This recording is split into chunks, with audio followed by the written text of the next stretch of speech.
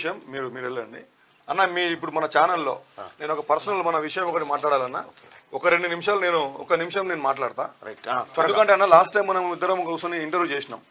ఆ ఇంటర్వ్యూ జరిగినప్పుడు కొంతమంది అంటే అంతకుముందు ఎప్పుడు కూడా ప్రజలు కొంతమంది ఎట్లుంటారు అంటే శాశ్వత శత్రువులేగానే ఉంటారని అనుకుంటారు.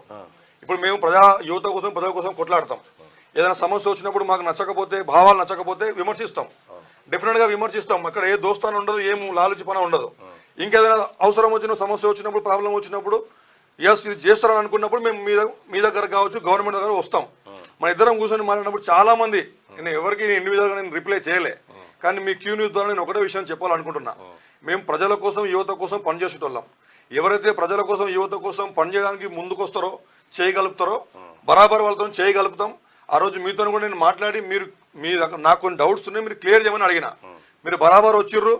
2014 నుంచే మీరు ఒక పబ్లిక్ ఫిగర్ అయినా కూడా మీరు నాకు వచ్చారు. నేను ఏదో గొప్ప అని చెప్పట్లే. ఎందుకు వచ్చినా మీరు బాధ్యత అనుకుని వస్తున్నాను అని మీరు చెప్పిర్రు. నేను కూడా అరే ఇంత పెద్ద మనిషి బాధ్యతను వస్తున్నాను కాబట్టి నేను యాక్సెప్ట్ చేసిన. మనం కూర్చున్నాం. నేను ఏమి ఓటేయమని అడగలే, బరాబర్ ఉన్న డౌట్లు అడిగిన. నెగిటివ్గానే నేను మాట్లాడిన. ఓటు కూడా అభ్యర్థించలే. నేను కూడా మళ్ళీ నేను సపోర్ట్ చేస్తున్నాను కూడా చెప్పలే. సమస్యలు ఇవి ఉన్నాయన్నది మీరు యాక్సెప్ట్ చేసిర్రు. ఎస్ అన్న, ఎస్ తప్పిదం జరిగిందన్నారు. మీరు పెద్ద మనసుతో మీరు క్షమాపణ కూడా కోరిర్రు. అది మనిషి అనేటప్పుడు మీ చేసేటువంటి పనులను బట్టే మా రియాక్షన్ ఉంటుంది. నాకు నచ్చింది కాబట్టి ఎస్ ఈ రియాక్షనే కావాలని అనుకున్నాం. అన్న రేపు కూడా ఎలక్షన్ తర్వాత కూడా ఏ సమస్య ఉన్నా బరాబర్ మాట్లాడతానని చెప్పిర్రు. నేను ఇది చేస్తారా లేదా అని చెప్పి ట్రై చేద్దామని నేను ఫోన్ చేసిన. నిన్ననే కృష్ణ మేము అందరం చేయకపోతే మాత్రం పెద్ద ఎత్తున ఉద్యోగం చేస్తామని చెప్పినాం. కానీ మీరు కూడా మాట ఇచ్చారు కాబట్టి ఒక ఫోన్ చేసిన నేను. మళ్ళీ ఈ సమస్య ఉంది మరి మాట్లాడతారా అంటే పక్కకున్న కొంతమంది ఏం చేసారు, లేదు ఎట్టి పరిస్థితుల్లో పిలవడం, మీరు కావాలని చూడండి అని చెప్పారు. లైవ్లో ఈ తమ్ముడు ఉన్నాడు, నేను లైవ్లో మీకు ఫోన్ చేసిన, లేదన్నా మీరు రండి అని చెప్పారు. కాబట్టి ప్రజలకు ఒకటే చెప్తున్నా, ఎప్పుడు కూడా ఏదో నేతానందం కోసం ఒక ఇద్దరు కొట్లాడుకుంటూ ఎప్పుడు కొట్లాడుకుంటూనే ఉండాలి. సమస్యలు ఎప్పటికి ఇట్లనే ఉండాలని అనుకోవద్దు. ఇంకొకటి ఏంటంటే చాలా మంది కొంతమంది నెగిటివ్గా ఒకటి చేస్తే ఇద్దరు చేస్తే ముగ్గురు చేయడం. అడిగిన ప్రశ్నలకు ఒక ఎవిడెన్స్ చూపి అన్నాను మీరు నాకు చెప్పారు. నేను ఒక 1 వీక్ ట్రై చేసిన ఎవిడెన్స్ల కోసం. ఎవరెవరు మీకు అగెనెస్ట్ ఉంటారో అందరితో మాట్లాడినా.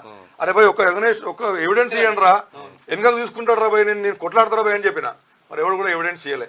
కాబట్టి బరాబర్ 100% మీకు సపోర్ట్ చేస్తున్నామన్నా. అది మీరు ఎమ్మెల్సీ ఎలక్షన్స్ అనేది పాయింట్ కాదు.